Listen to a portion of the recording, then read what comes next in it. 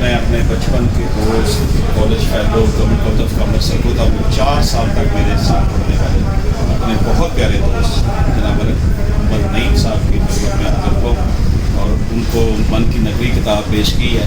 اس سے پہلے قانون کی حاکمیت اور قانون عوام منصہ شعور پر آ چکی ہے. اس کی تقریب رونمائی میں بھی انہوں نے کمال مہربانی فرمائی تھی، شرکت فرمائی.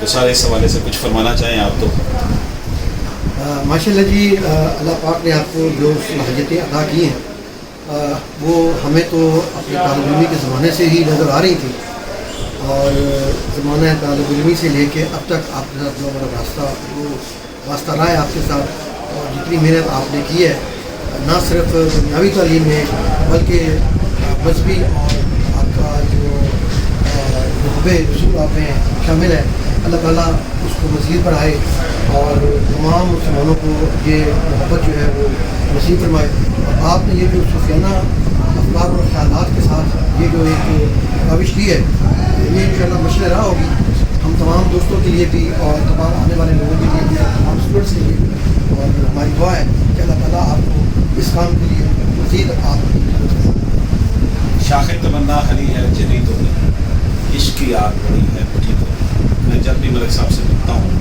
تو میں اپنے آپ کو اور توانا پاتا ہوں اور بہتر محسوس کرتا ہوں. وجہ یہ ہے کہ ملک صاحب کی نظر ایک شعر کتنے سدا بہار تھے تحفے خلوص کے، میں دور خزاں میں بھی مہکتا رہا.